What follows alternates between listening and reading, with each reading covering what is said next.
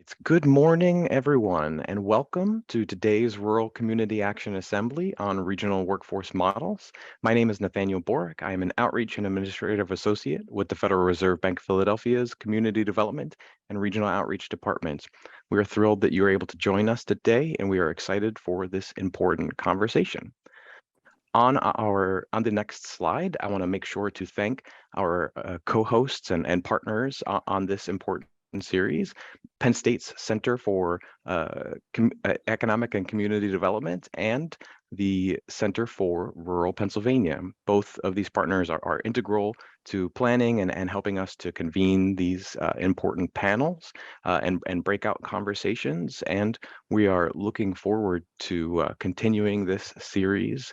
On the next slide, you'll see that the agenda today, after brief welcoming remarks, unfortunately, we've had a slight change. Tiffany Holland-Wright with the Federal Reserve Bank of Richmond is unable to join us today, but we are lucky that Jason Smith with the Federal Reserve Bank of Richmond is able to be here in her stead, and we appreciate Jason for being here. In addition to Jason, the panel on regional workforce models will have Dr. William Hazel with the Claude Moore Charitable Foundation, Kim Finney with the Center for Rural Strategies, and John Molinaro with Rural Economic Success Associates. And on the next slide, you'll see that after our hour-long panel, which will include plenty of time for Q&A towards the end between 10 and 11 a.m., we're going to, at 11, move to small breakout groups where you all will discuss and share your feedback and input on what the panelists shared, as well as kind of what the needs of your community and your organization are. Then at 11:25, we will reconvene, and a facilitator from each breakout group will share a summary of what the groups discussed, and then we'll conclude around 11:30. On the next slide, you'll see that our guidelines today include this usual disclaimer that the information, analyses, and conclusions set forth are those of the presenters and do not necessarily reflect the views of the Federal Reserve Bank of Philadelphia or the Federal Reserve System. Please, as you are, I am sure aware, share your name and organization so that we know who you are when you're asking questions and which breakout group to assign you to. Please also, if you are able, log in with your video enabled and share your camera to be prepared to discuss your feedback with the panelists and with your fellow attendees. On the next slide, please be sure to mute yourself. We may mute you if you are unmuted. Today's assembly will be recorded, and a recording of the assembly as well as the slides will be made available shortly after the assembly. We'll also share a link to an evaluation both in the chat and in a thank you email following the assembly. Please share your feedback. Those evaluations are important for informing the topics and panelists that are included in these sessions.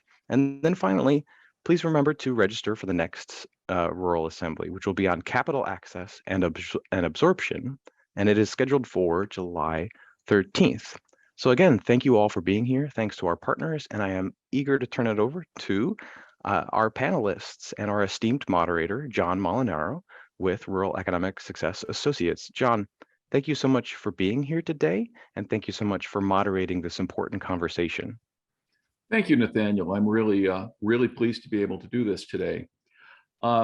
As I'm sure any of you who practice in rural America are aware, most of the information and literature that's out there on workforce development models is based on models that have been designed and work in metropolitan areas. They generally assume a significant pool of untrained workers and a range of education and support services available to support the model, neither of which may be true in a rural place. I will kick this off with a description of one model we know works, and then we will turn it over to the other presenters whom Nathaniel profiled at the beginning of the webinar. So next slide, please, and the next. So the model that I'm Yes. So the model that I'm going to be speaking about is one that focuses on upskilling of incumbent workers. By incumbent workers, I mean those who are already employed in a company in the region. It was initially piloted in Minnesota and adapted in Wisconsin and Ohio. The initial pilot went back to 1992, and the program ran for 24 years in West Central Minnesota, at which point it was discontinued because the employers so valued the kind of training it provided that they had stepped up and were doing it themselves. It was adapted in central Wisconsin in 2004 with foundation funds, and then in 2013, the Department of Labor funded it with H-1B funds in Appalachian, Ohio. It was very successful in all three pilots. It's profiled in the 2001 Federal Reserve Bank book, Investing in Rural Prosperity.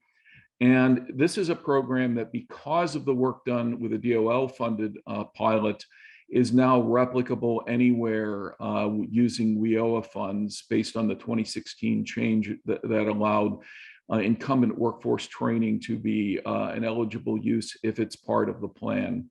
Next slide, please.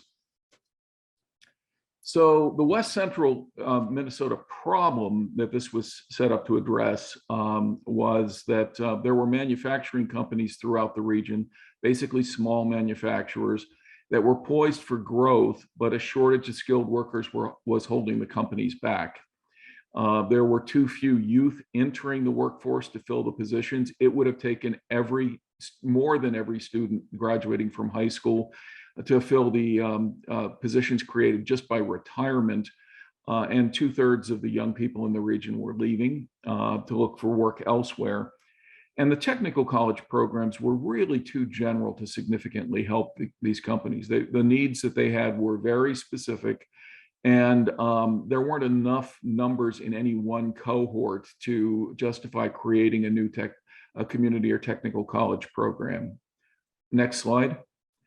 So West Central Initiative, a regional community foundation that also serves as a CDFI for the region, partnered with Manufacturing Extension, which is a federal program. If you don't know it, you should become familiar with it. They're a great partner for workforce training. Companies identified workers ready to be upskilled, working with MEP. The foundation grants paid for the trainers, and the companies provided match in the form of employee wages and the other costs of training, like room rental, materials, and so forth. Manufacturing Extension sourced the trainers and administered the projects. Because they served as the administrator and we ran the funding through them, it counted as their federal match. And so there was an incentive for them to administer the program at no cost. 6,400 workers were trained over the first 12 years. Average training cost was $500 per worker trained. And part of the success of this program was because it was paired with expansion loans for the businesses made from West Central Initiative in its role as essentially a regional CDFI, and Manufacturing Extension programs technical assistance. Next slide. I'm not going to go through every line on this chart, but suffice it to say that these are results from 1986 when the business lending program was launched, and 1992 when the workforce training was launched, until about 2010. The regional economy moved from the bottom of the stack to the middle in Minnesota. Manufacturing employment more than doubled, average weekly wage more than doubled. Regional unemployment rate was cut in half. A 4-decade-long trend of decreasing population was reversed as people moved back for the jobs created by the project. And we went from more than 2/3 to less than 1/3 of the youth in the region leaving after completion of high school. Overall, if you compare the statistics for this region with national performance, we gained employment in manufacturing while the nation lost it, and manufacturing wages went up net of inflation while they went down in the country as a whole. So that's really the success we saw over the long haul with this program. Next slide, please. The replication in central Wisconsin had a need driven a little differently. They lost 4,500 out of 5,000 paper mill jobs over about a 90-day period.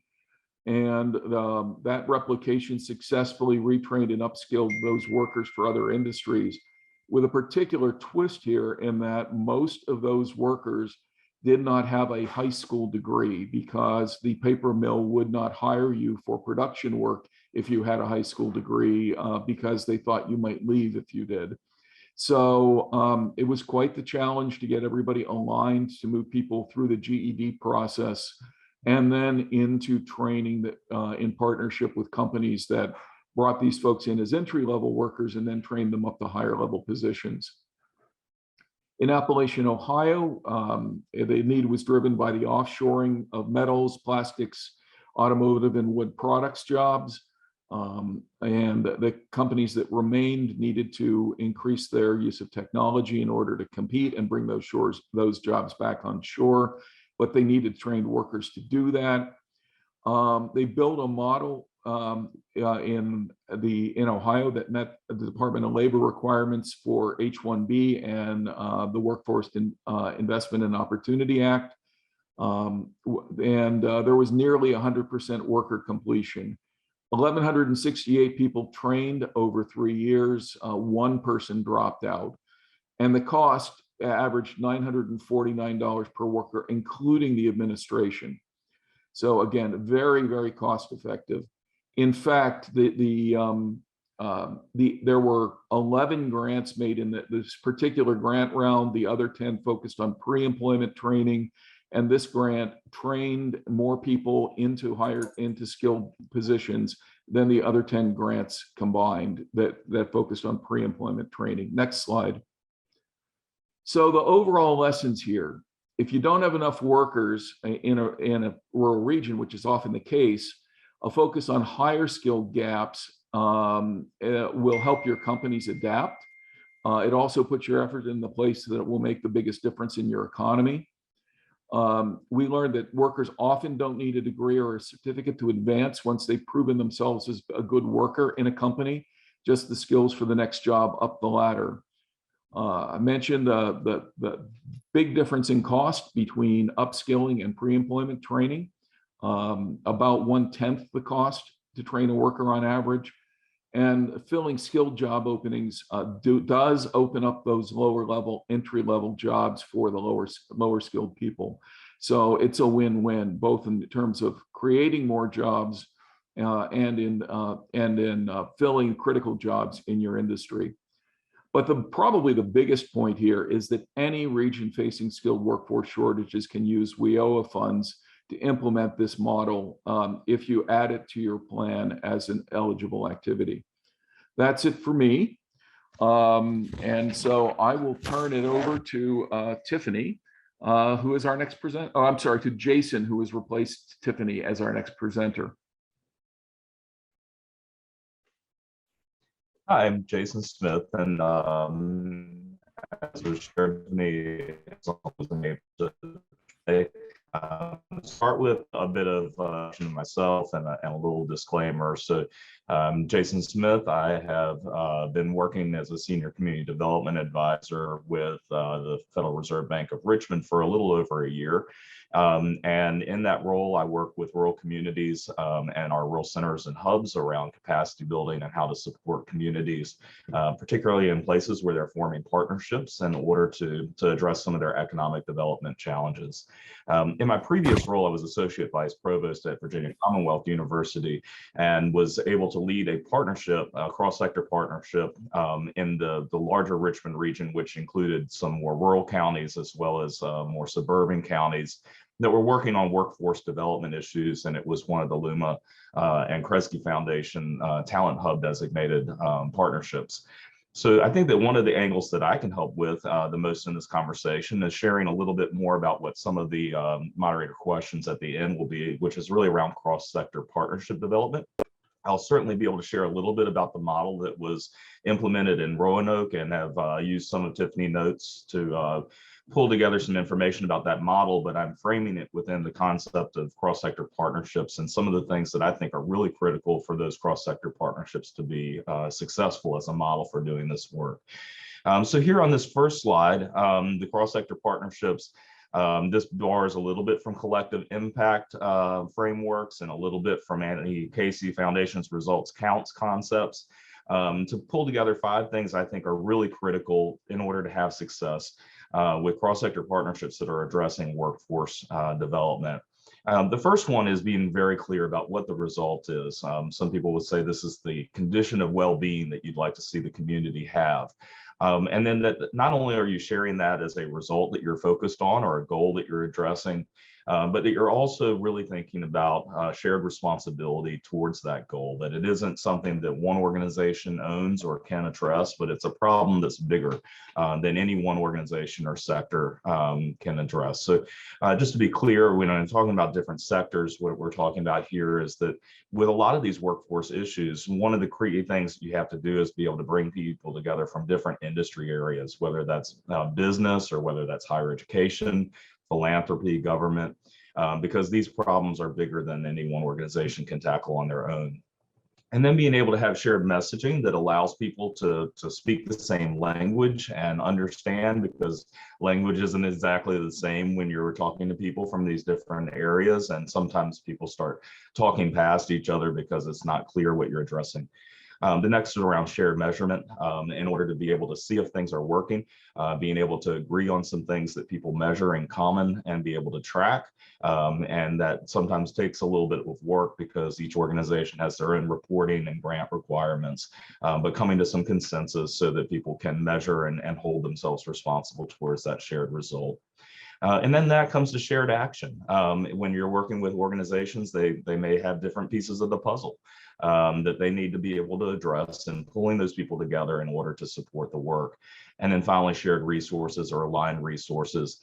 And here we're talking not just about like giving each other money, but sometimes it's more about aligning the resources within your own operational budget in order to take action in the part of the project or the work plan that is specific to your group.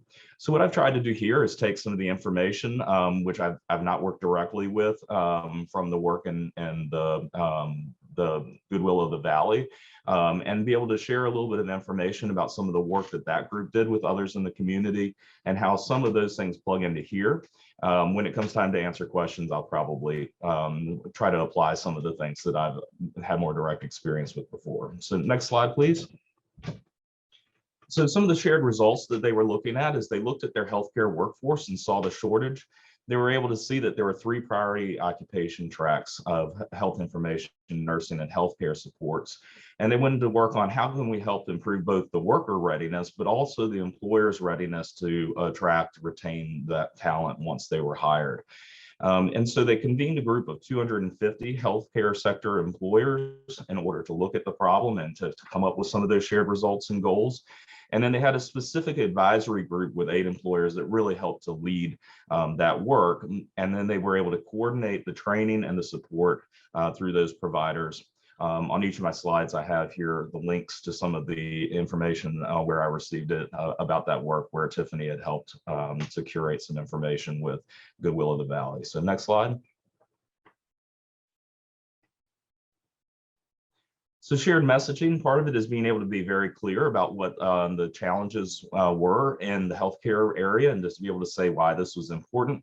But another part of the shared messaging was that they were able to clearly state what the role of the employers are, the employees, and the organizations so that everyone knew the part of the problem that they needed to address.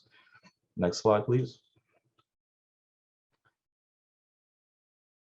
So the next part is around shared measurement. Knowing that these were some of the key areas of occupation that were needed, they were able to track how many of these people were being hired, and that was across a very large number of different employers.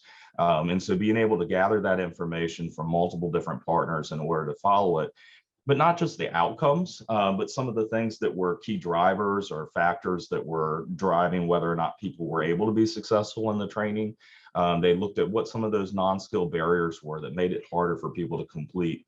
Transportation was one of the largest. Childcare was also one of the ones that was frequently listed. but they also used tools that they had to be trained on in common in order to support people in understanding how to overcome some of those barriers. And one of them was the benefit cliff tool that Tiffany worked on, helping those partners be able to use to be able to coach employees to understand when it was that they would earn more money, and that by earning more money, they would begin to lose the benefits that were part of the total income that they had. And so there were periods of time where people were going to be losing income and have to have an additional amount of funding, in order to make up for that. And then the community was able to look at those supports and to help people overcome them so that they wouldn't be stifled from being able to move up in their careers. So this benefit cliff tool was one of the shared measurement tools that was really helpful in helping people progress. Next slide, please. So then shared action, we've got some measurement, we've got a shared idea of where we're going. How did they make some of that turn into action that was coordinated? They did a lot of work to make the connections between workers, educators, and employers.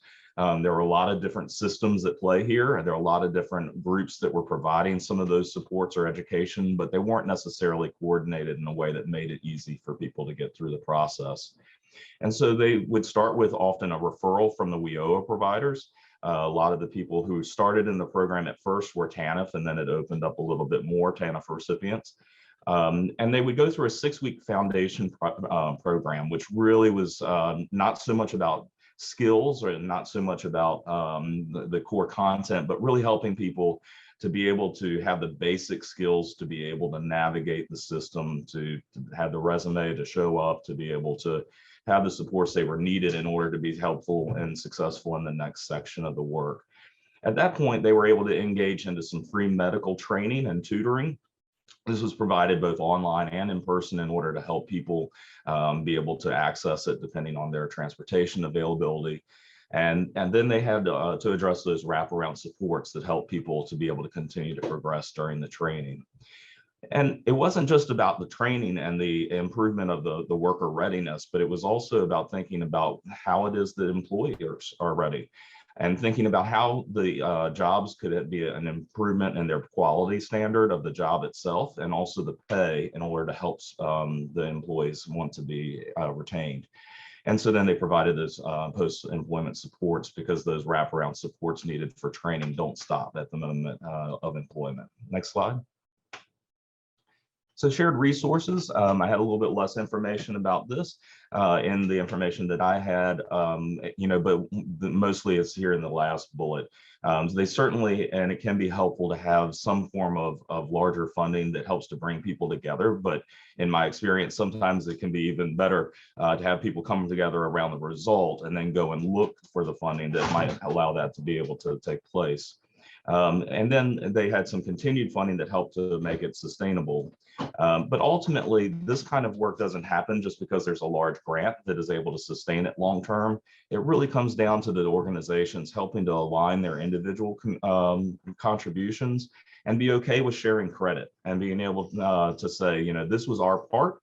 This is how we took the contributions and the funding that was part of our normal mission and operations. We made some tweaks, we aligned it, and then we're able to get better results. So I think that may be my last slide, and I look forward to being able to answer questions about cross-sector partnerships and how to develop them. Would be glad to share some information as well during the question and answer that might be a little bit more about some of the work that we did, in the greater Richmond area, particularly around workforce development and the IT or in transfer and connections between the education pathways. So with that, I'll hand it over to Dr. Hazel. Hey, thank you, Jason, and good morning, everyone. Appreciate the opportunity to visit with you today. The Claude Moore Charitable Foundation has been involved in getting kids into meaningful careers since about 2007. And initially chose to look at healthcare, knowing that it's a steady source of jobs, the need is increasing, that these are place-based. You don't have to move to work at a hospital or a medical facility, and every place has them. The thought was that we could take kids and help kids from families that may not have a legacy of higher education, may not have a legacy of healthcare, expose them to opportunities in the healthcare fields, then they could theoretically sign on with an organization that could help them advance through higher ed or a career. The key things to know, I think, about healthcare is part of this. And what I will say as I get forward into the collective impact and organization is certainly not unique to healthcare, but the health workforce is in a desperate strait right now. Clearly, we need a lot of John's medicine in terms of upskilling and getting people immediately into the workforce. In Virginia, healthcare is about 10% of our total employment. It is a big piece, and I would venture to say that in rural areas, between healthcare and probably government services ranging from law enforcement to behavioral health to social work, this is a very, very or disproportionately large portion of the workforce. I think at least in Virginia, the focus in economic development has been on things, the traded sectors, and healthcare generally doesn't get thought of in that same vein. So I think it's important to recognize that this is out there and there are lots of opportunities, and they pay in many cases relatively well, although not in all cases. Next slide, please. This is, I can extrapolate a little bit from Virginia because we think that this demand for health workforce is huge across the country. And when we think about healthcare, we don't know when young people get started whether they're going to be in the provision of care or in the support services or go into the health sciences industries. But we're talking about, at least when people come out of high school, thinking of things like EMTs, nurse assistants, X-ray techs, lab techs, informaticists, and so forth. And all of these jobs are there, but since these weren't featured on Grey's Anatomy last week, people don't know about them. And we've learned over time that one of the critical features of getting people into the workforce is exposing them to jobs early on. The next slide, please. Even though the Claude Moore Charitable Foundation is in Northern Virginia in Fairfax County and Loudoun County, we have reach throughout the state. Number 11 is Wise County in Virginia. Wise is west of Detroit, and I believe there are 6 state capitals closer to Wise than Richmond. It is incredibly rural, and as much of Appalachia is suffering from the challenges of the coal industry being phased out and so forth. 10 down there is Martinsville, Virginia. In 1904, it was a center of textile and lumber and had the highest per capita millionaire rate in the country. And it has been devastated by industry leaving. 9 is Halifax. Tobacco industry has left. So we have analogies perhaps in Virginia that can help. What we have traditionally done, again, is to work with career and technical ed in high school, thinking about how you get kids on the career track so that there is a certificate when they graduate so they can have a meaningful job. When I came to Claude Moore a couple of years ago, my history includes having been Secretary of Health and Human Resources for 2 terms, 2010 to 2018, under 2 different governors, one Republican and one Democrat. I came into George Mason University, worked on healthcare a bit, and then came over to the foundation. And the first thing they said, Bill, let's think about how we make this statewide. So we began to look at our program, and go ahead to the next slide, please. And realized that just working in the high school realm was not enough. While necessary, it was not sufficient. Virginia has something called the Tech Talent Pipeline. It was started as part of all of the economic development to bring Amazon to the DC area. And that ultimately was about a $500 million investment on the part of the state, of which about 30 million went to creating tech jobs, or I should say employees for tech jobs. And the way this worked is that there was a pay for performance. It was outlined, we want these jobs. The universities and colleges would have to set up the programs and deliver. They get some money in advance, and then they get paid at the end when the folks are in jobs. But we learn from them. And one is that if you're starting, high school is too late. Many of the prerequisites for career and technical education even start in 6th and 7th grade, particularly math. If you're interested in STEM, you have to have the math to get into the career and technical education field. We are dealing with that in a couple of ways. We have partnered with the 4-H clubs of Virginia, the Virginia Cooperative Extension Agents, and actually are developing a K-5 life sciences curriculum that can be used. And one of our grantees is writing a children's book on health occupations that will be, I think, a good leave behind. We know that when kids get into high school, there's a real challenge finding faculty. And I think one of our limiting factors in growth is faculty. We are using, we've developed a learning management system with the goal of supporting high school teachers with supplemental materials, enrichment materials to help them teach the courses that are necessary. Another issue is exposure to employers. Counselors, one counselor for a school generally doesn't know about all of the opportunities out there. So we're using things like camps, other ways of trying to increase the knowledge and the awareness. We learned early on too that when you're talking to parents of young kids, you go to a mom of a 6th grader and say, we're going to teach your kid to be an EMT or a certified nurse assistant. Big deal. Is that all? Where is the career beyond that? And we think that while one part of what we have to do is upskill, as John said, we have to develop this pathway. And we decided that we wouldn't call it a pipeline because at least in healthcare, people don't go in one end and come out the other ready for the workforce. We think it's essential that we allow for on and off ramps. Life interferes. People have to earn income. They have to avoid their debt. They have families to raise. So we began to think about this as a highway and how we create lanes in the highway. So imagine that we could go from a CNA to an LPN to a registered nurse to a Bachelor of Science in Nursing and on up as an example of one pathway. And we know people will change lanes as they go. So we're working to coordinate this as we go. We work a lot with the community college systems now.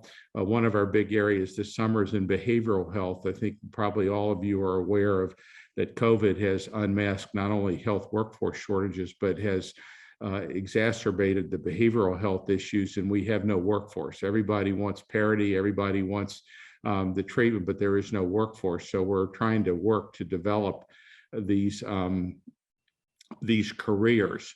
We believe that employers need to be engaged. We did a study, we funded a study for the Department of Behavioral Health, which I think is illustrative, but lots of things happen in careers. Working conditions do matter. If the jobs are not such that people can do them over extended periods of time, they quit. We know that if education, this is John referenced the problem with pre-employment training, doesn't always match the jobs. So people come into a workforce with expectations and then are disappointed because the job isn't what they expected. And when you're in the service provision industry, if the services aren't there, it's just frustrating and they quit.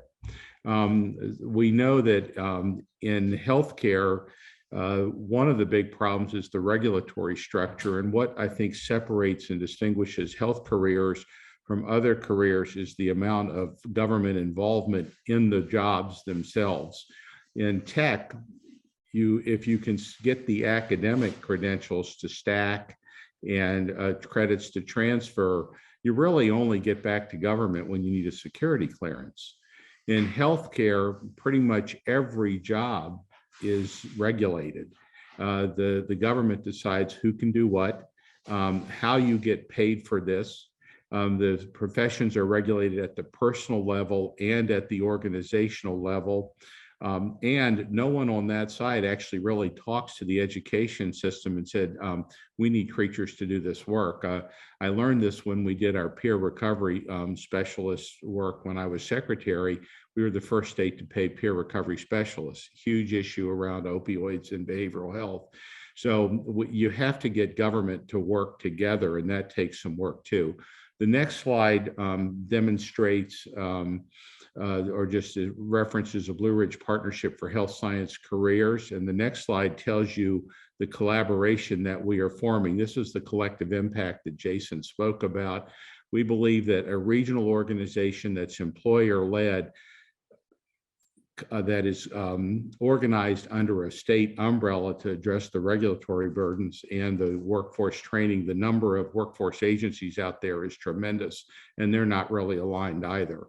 So the next slide gives you a little sense of the structure of our work in this Roanoke area, and we believe that this will be expanded through the state based on our economic development regions, but we will be developing the talent pathways, connecting with academia, watching the data, jobs that are needed, not communications and student engagement, reaching out to get folks into that. And then, of course, we have to think about sustainability. So I believe that my time is up already, Nathan, so I will pass this along to Kim. Thanks, everyone. I'm Kim Finney, and I am co-founder of the Rural Youth Catalyst Project and also a senior fellow with the Center for Rural Strategies. I want to say a huge thank you to Nathaniel and everyone at the Federal Reserve Bank of Philadelphia for inviting me to be part of this conversation, and also what I'm about to talk about, which is the segment of our population that are opportunity youth. I also want to just say a huge thank you to everyone for including this particular piece of young people in our communities as part of this conversation. I do not have slides. I'm the one shaking it up. So I'm going to try to make this as engaging as possible.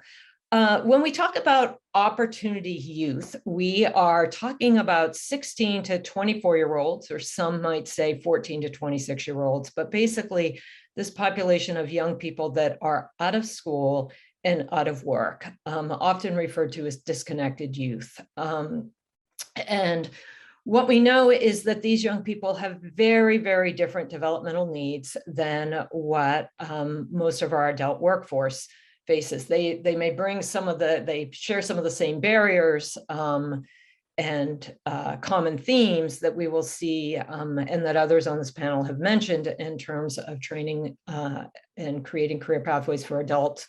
But it is a different set in how we respond to it of needs for 16 to 19-year-olds and 20 to 24-year-olds.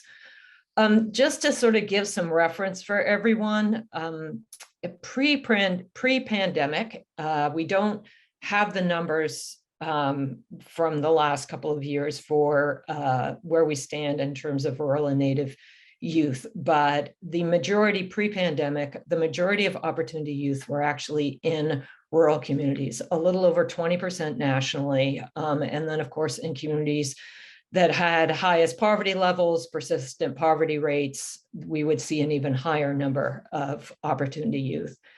Nationally, pre-pandemic, this is just both across urban, suburban, and rural. We had 4.6 million disconnected young people, 16 to 24, and then by the close of 2020, that number had shot up to 6.1, and we don't yet have the most recent update of that. So we have seen a pretty dramatic increase. We also assume within that, we are seeing, we are going to see, once we're able to get the full data, proportionately an increase for rural and native youth in our communities. I like to always start these conversations with highlighting the difference in terms of what it means to have moved through school as an in-school youth, and the difference between where out of school youth stand versus in-school youth, aside from that getting, a diploma and linkages often to post-secondary education. But backing that up a little, being in school through the ages of 14 to 18 or 14 to 19, whatever that looks like, and then some type of post-secondary education automatically brings a whole host of skill building that is part of that workforce readiness piece, in addition to just the academic credentials and academic skills that we think of as necessary for the workforce. So it builds basic, and we all know this, it's just so easy to forget that being in school creates like basic skills like creating and tracking a schedule, needing to be on time, learning how to interact and respond with others, how to collaborate on projects and be part of a team, and how to ask for help. In addition, for many students in school, they get a range of exposure to career pathways, career days, guest speakers, or even part of career pipelines like others on this panel have just talked about. So all of these different pieces go into helping young people, and particularly rural young people, see a world of work for themselves and to develop those skills. They also build really critical connections to their community, and that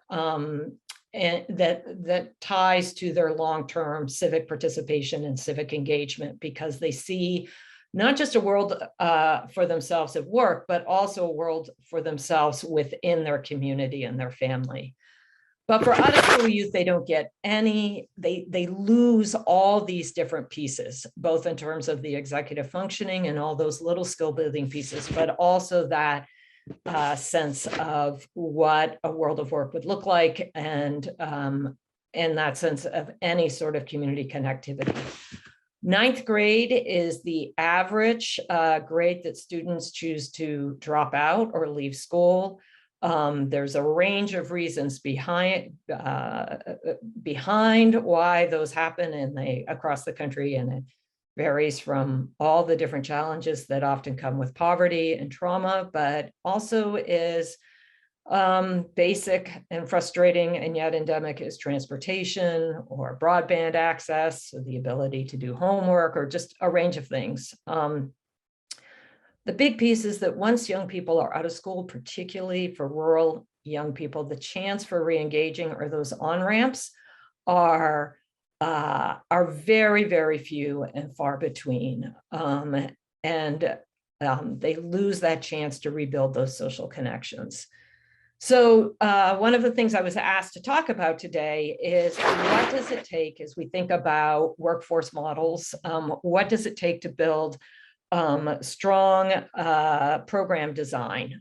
And I want to hit on just a few key elements, and the biggest message is how we build the foundational skills for career, for education and career readiness. Too often, we see communities and we see programs forced to look for really quick shortcuts or to retrofit adult workforce models to meet the needs of out-of-school youth, and it just doesn't work. So the first piece is, the first key element is trauma-informed practice. We have a lot of information now, the neuroscience, about the connections between trauma, learning, and the brain, how that plays out, not just in the classroom, but how that plays out in terms of responses and behaviors and the needs for work readiness skills. And we get how now that just shows up and gets in the way of our ability to learn and perform at work. And it's not something that workers and students and our colleagues can just leave at the door, and that we have to teach skills for how to overcome and tackle those barriers. We also know, the exciting thing is we also know that our brains have incredible plasticity, and that we can rewire their brains. One of the huge pieces in all of this is how we take a community well-being approach for all of us because we all carry trauma. So this isn't an us versus them. This isn't us as the experts and the young people as the traumatized ones, but how we actually across our workforce and across our communities provide ongoing training for staff, provide it at the community level for employers, and build it into curriculums, integrated into our curriculums with students. The second element is, key element is thinking about educational readiness. So one of the key takeaways that folks often don't realize is that for out-of-school youth, average, we know across the country, coming into any sort of education workforce program, the average literacy level is 6th grade, and math or numeracy level is a 5th to 6th grade level. Obviously, that's average. Some will be a little bit above, but some will be below that. So when they come into any kind of education and workforce training career pathway program, they are not at that academic readiness place that they need to actively engage with these different middle skill career pathways. So for instance, if you're looking at manufacturing pathways or healthcare pathways, and Dr. Hazelton mentioned this a moment ago, IT, any of these all require an average of a 9th grade literacy and numeracy level to be successful in that content. So we have to figure out how we make up for that. In addition, our students are coming in with unidentified learning differences. So we have to design the classroom and the academic component that meets their needs and meets them where they're at, that helps them develop. Many of them, school hasn't obviously worked. It hasn't been a place where they've thrived. So they come in pretty test adverse and textbook adverse. So how we build that resiliency. The catch is the pressure becomes to build a quick credential grab for students and not focus in on those credentials that are stackable and portable and can lead to real post-secondary credentials. And then the last couple elements are work-based learning. And this, I think, is the key piece, which is the ability to link the classroom to the real world. So this is that exposure and exploration, creating those opportunities, focusing on career pathway engagement, internships, pre-apprenticeships. But this is, interestingly, the piece that so often is missing when we're asked to work with rural programs and rural communities across the country. This is the piece that just doesn't get developed. We take young people from trying to get them some credentials and move them straight into placement. And we don't build that work-based learning experience. Tied to that is meaningful service. And so that means connecting that, like real meaningful service, easily connects to work-based learning. And it gives young people also a chance to build, to contribute to their community and build both work skills, but also do that civic engagement. Then the last element is employer engagement. And that, interestingly, also gets overlooked. We think of that when we're thinking about this population of young people. We often think about employer engagement coming at the very end when we're ready to place young people. But instead of helping those programs build that ecosystem and recognizing those relationships can't just start at placement, but that if we're doing work with Opportunity Youth and doing these programs, we have to be engaged with employers from the very beginning. And particularly, I'd like to do a little moment of just saying that for rural communities, the employers are often part of Main Street. They are Main Street economy, Main Street employers. And another piece here is that those employers serve as huge informal mentors to young people.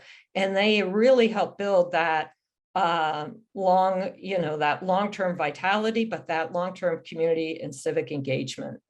I think that I'm at time, but obviously there's a lot more to say around that, but just to re-emphasize that the key elements are trauma-informed approach, educational readiness, work-based learning tied to meaningful service and employer engagement.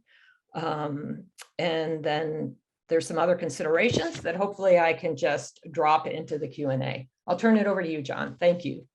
Well, thank you, Kim. And thank you also, Jason and Bill. Great presentations.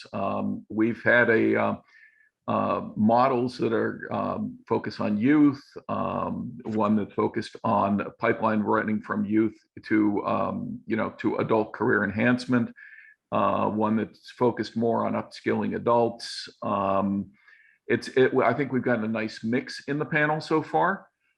It seems to me that all of these models have a common root in the need for collaboration.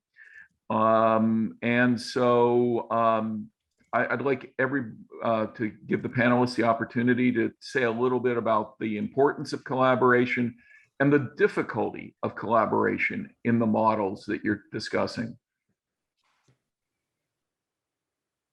Who'd like to go first?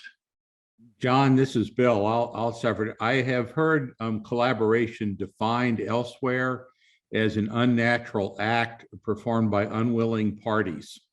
It is difficult for people to decide their own agendas or their own organizational agendas. I don't mean that in a bad way. It's not just an ego thing, but for the most part, no organization has someone whose job is to do the collaboration and to lead, so it becomes an imposition on your day job.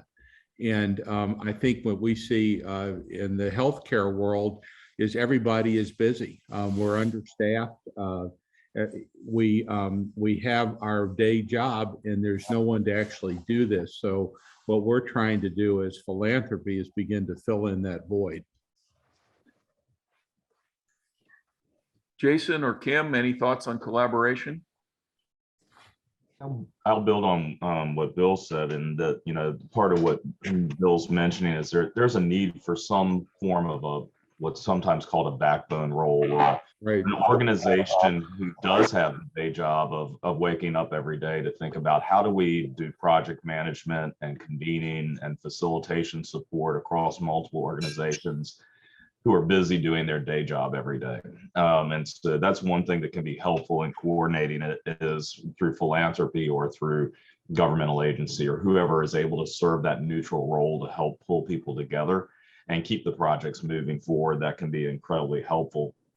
I think also around the issue of collaboration is understanding that there has to be time to build trust. I've heard it said that this work moves at the speed of trust. Everyone has their own needs. They have to be recognized. They have to continue receiving funding. They have to get their day job done. And knowing that, these potentially competing organizations who are trying to get employees can have to build those relationships in order to trust each other to do that work, and to have enough grace with each other to understand that, everyone has their own set of rewards, the gains and losses that have to drive what they do in their work every day. And understanding that people's funding or people's bottom line, has to be maintained in order to stay willing, collaborating partners, allows you to take a moment to try to understand each other before, judging what you might be seeing in an initial behavior. And that grace and trust builds over time if you're really committed to that ultimate result you're seeking. Kim, any thoughts? Yeah, I think that I would just add a much sort of simpler request out there in terms of coming from the opportunity youth angle, although I completely wholeheartedly echo what Dr. Hazel and Jason, you've just said, which is how, when collaboration is happening around workforce, one of the key things we often see is a disconnect, unless it's a very immediate pathway being considered, or a project like Dr. Hazel, you laid out, is a disconnect between what's happening in the educational side of things, right? So the K through 12, and also whoever is doing the work with opportunity youth in the community, and the larger economic development engagement that it often includes employers in those pieces. And so that is one just easy place of inviting everyone to the table, right, from the start. So that is a place of even if it's just the ongoing sort of economic development thinking and how this happens, because it also inadvertently sets up a competition or a perceived competition in terms of when we look at employer engagement and placement of young people, right? Or that work-based learning piece. It's like, well, I'm already working with the tech college, or I'm already working with this group at this high school or school district, right? And if everyone's around the table, then we build enough opportunity for everyone, if that makes sense. It does. Yeah, and while I didn't speak much about collaboration in my remarks, all three of the models that I discussed, collaboration was critical. It's the glue that holds things together and gets things done, but nobody really wants to pay for it. In one case, the foundation in West Central Minnesota that was funding the grants also provided funding to a regional manufacturers association to staff the collaboration, which built in employer links. It was a really good move. It also gave them the ability to have attract a higher quality staff person than for the part-time they could afford. In Wisconsin, it was the community foundation in the region that provided the resources for collaboration and filled that role.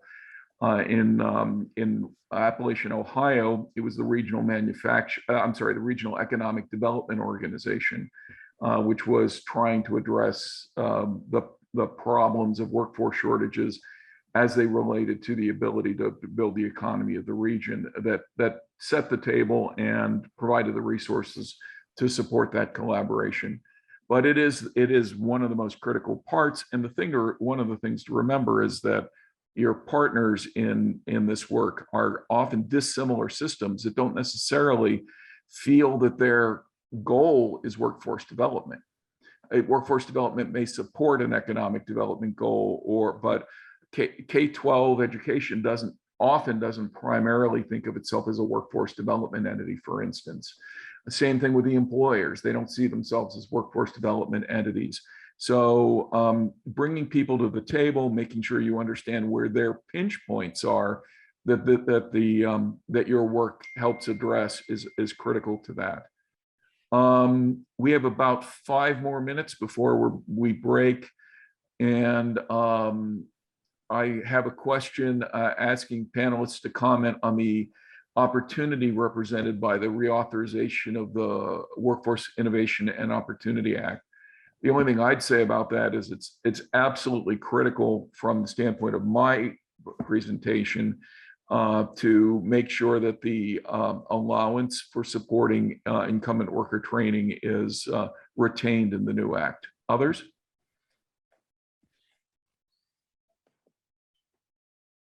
I don't have anything specific to add on that. I'll jump in, John. There's a lot of considerations right now for Opportunity Youth in what is the House version at the moment. Some of them promising and some of them potentially concerning. Let me also say, I am not an expert on the WIO reauthorization. There's a lot to it, but one of the pieces is, the promising pieces is that it's allowing to expand the age to 26 for Opportunity Youth. One of the concerns, however, is within that is that the priority population categories that are in the current authorization have been removed and reduce those for in-school youth. So exactly what that will all mean could be interesting. For rural, there could be, this could be helpful in terms of that there's increased funding for reentry programs and summer and year-round youth programs. And potentially, and I want to just be very careful how I say this, but potentially not necessarily a complete focus on national models out there. While those national models are fabulous, so this is not by any means a critique of any of those national models, but one of the challenges for rural communities sometimes is trying to make models that were designed with an urban framework and an urban focused outcomes fit for rural communities. So hopefully I said that in a very diplomatic way. It's not that those folks aren't serving rural in some ways, but it can be very challenging for rural communities. So there might become more flexibility for rural within this, if that makes sense. And Jason indicated that he will pass on this question to give us time for the final one, which is, do you feel there's more funding or philanthropic interest in collaboration in non-rural areas than in rural areas? Is there an extra challenge getting the funding? There's a huge philanthropy gap in rural America. In Ohio, there's one philanthropic dollar in the Appalachian part of Ohio for every 20 philanthropic dollars per capita in the rest of the state. So it's not as much a challenge in getting the interest. The interest is there among the funders that focus on the region. It's an interest of there simply not being the level of resources available to support things like collaboration in that area. And that can be similar in other areas. Others have thoughts on that question? John, from the philanthropy standpoint, in Virginia, we have formed something called the Virginia Funders Network, which has about 100 of the largest funders. I think it's about $300 million a year that goes out of that. There's clearly an interest in the rural areas for a couple of reasons. One is the nature of philanthropy and wanting to help where the need is. But there's also a realization as the population squares and we don't have so many younger people supporting those who are aging, we absolutely need every drop of talent we have.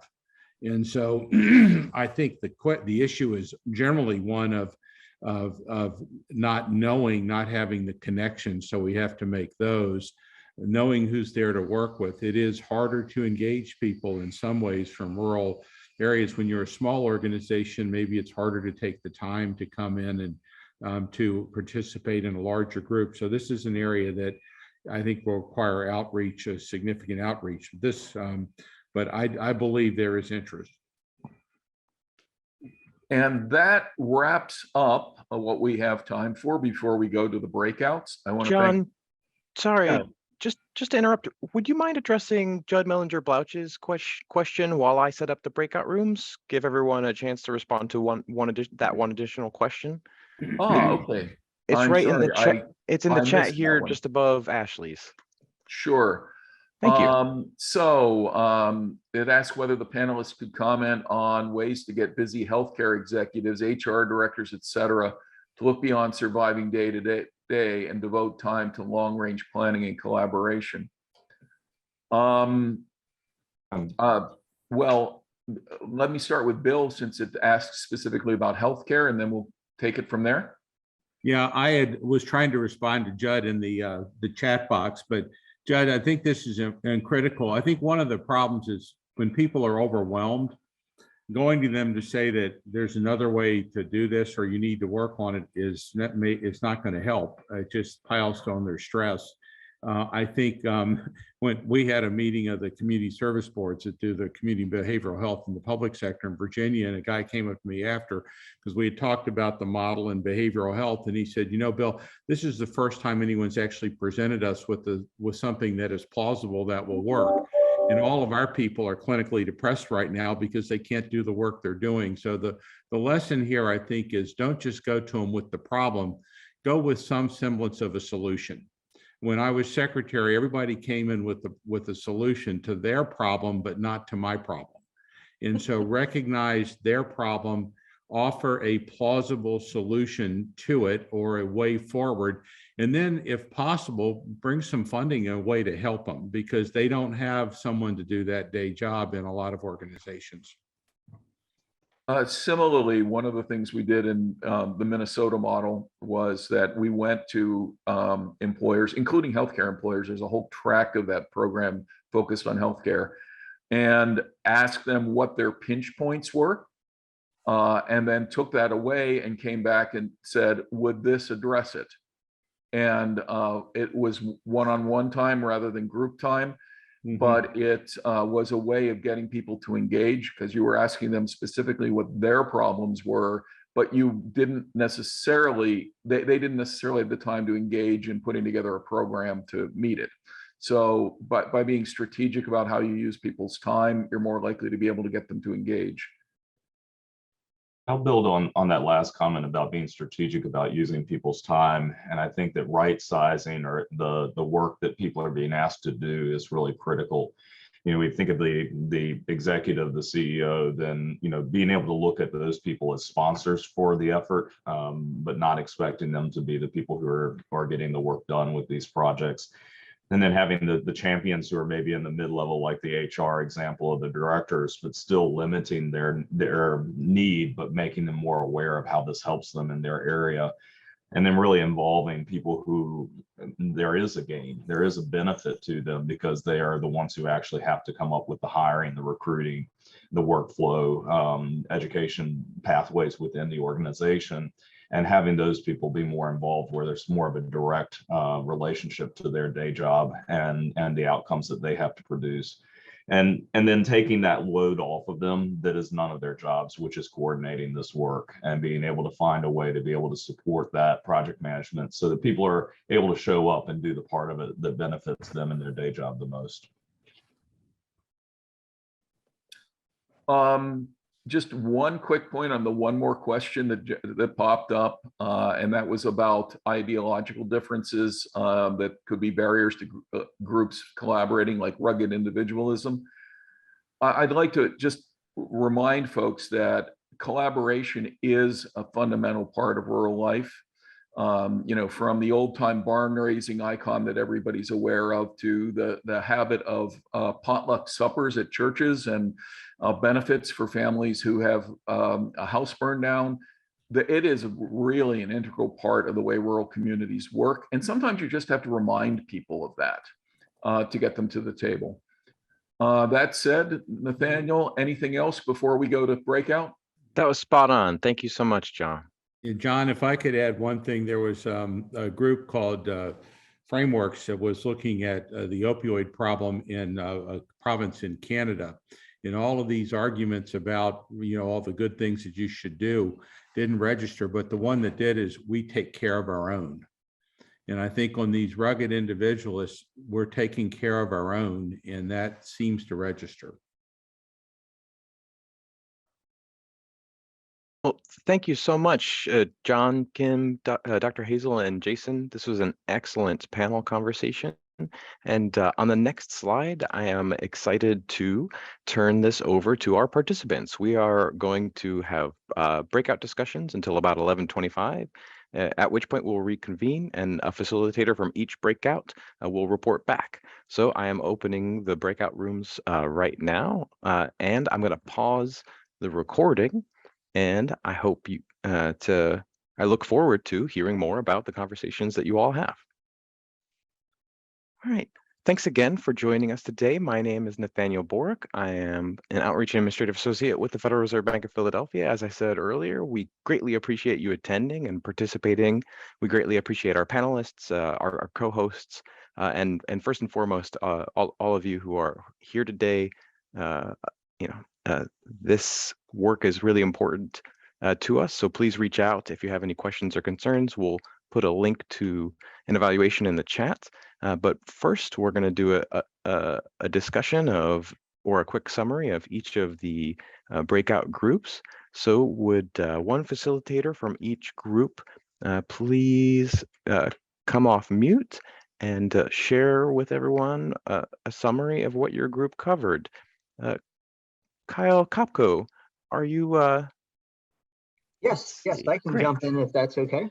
Please do. Thanks, Kyle. All right. We had a really engaging discussion on a wide variety of issues, but I wanted to point out a few key points that were brought up.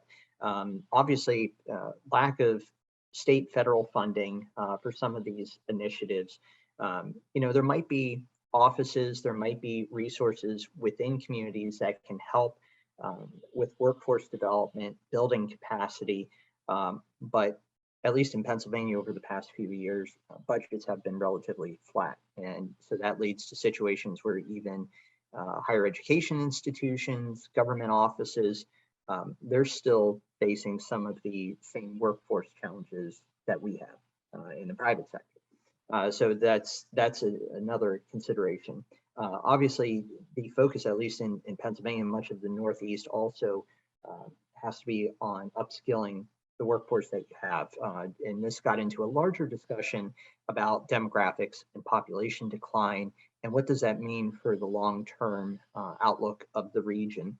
And then it also bleeds into some national issues as to whether or not immigration policy needs to be reevaluated, because the birth rate's declining, natural population growth simply isn't going to happen. Even though population growth overall may occur, that's primarily due to longer lifespans, and folks may not be part of the workforce. That might be driving some of the increases in population, but that also has tax-based implications too, particularly within the Commonwealth. And then there was a really insightful observation about not just backbone organizations, but functions. And we might need to be a little more innovative in piecing together collaborative partnerships to provide that overall backbone functioning. It might not come from any one single source. It might come from multiple organizations, and it might not be statewide. It might be regional in nature. There might be multiple entities that need to be brought together to provide some of these functions, as was discussed earlier with the panelists. So that's our summary in a nutshell. If anyone from the group wanted to chime in with anyone else with any other details, please go right on ahead. Thank you so much, Kyle. That sounds like it was an excellent conversation that really got into both kind of the issues here, where locally, regionally, statewide, and at a federal level, kind of across sectors, and kind of thinking both about policy and practice. It's great to hear. Christy Schmidt from Penn State Center for Economic and Community Development. Sure. Thanks, Nathaniel. We had a great discussion in our group, and I'll just quickly touch on some of the overarching themes that came up. So one of the things that we discussed in a multitude of ways is reimagining education. So thinking through how we might adapt training for teachers and faculty to better match workforce needs is one idea. Another that came up repeatedly is reaching out to students at a younger age and fostering relationships, building interest from early youth, to maybe go into healthcare, for example. Also allocating time specifically for shadowing internships and clinical rotations. So maybe exploring dual appointment roles with academic institutions to fund the providers who are teaching, so it becomes a priority. We also talked a lot about funding, and our people were discussing how funding can be great to get things started, but it isn't always sustainable. So a long-term funding infrastructure is needed. Also, there are a multitude of federal programs for funding sources. However, nobody has the time to sort through all of it. So if that could be streamlined or packaged in a way that makes it easier for people to navigate, it could be helpful. Regarding challenges, a big one that resonated with a lot of people was a communication gap between the workforce, employers, and youth.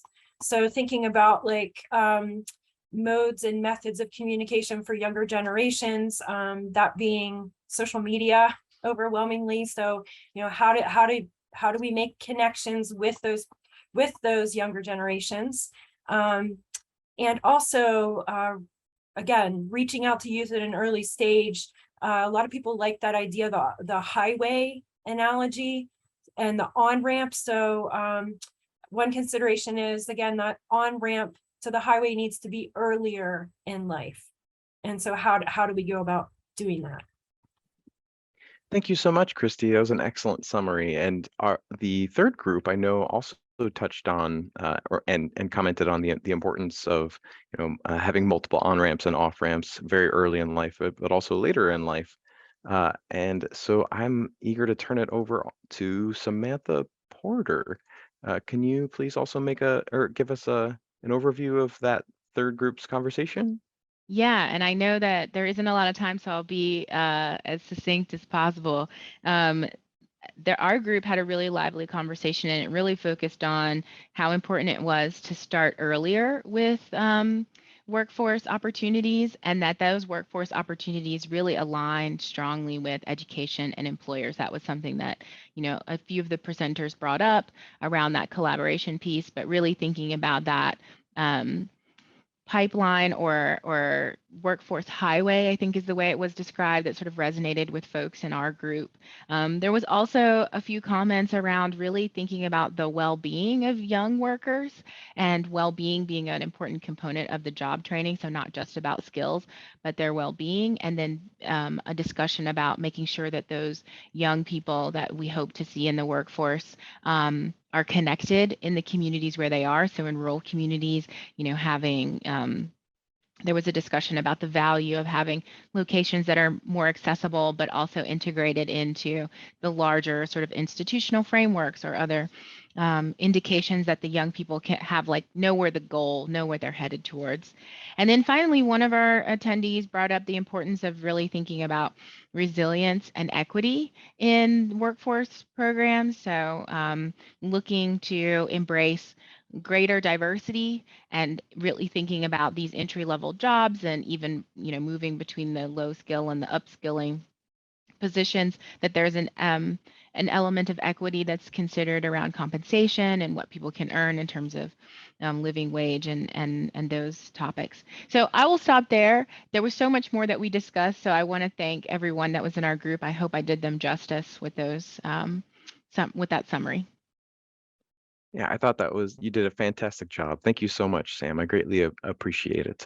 And thanks again to all of our panelists and our co-hosts, and to all of you for attending.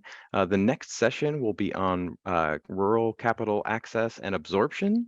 That'll be on July 13th. We put a link to that in the chat.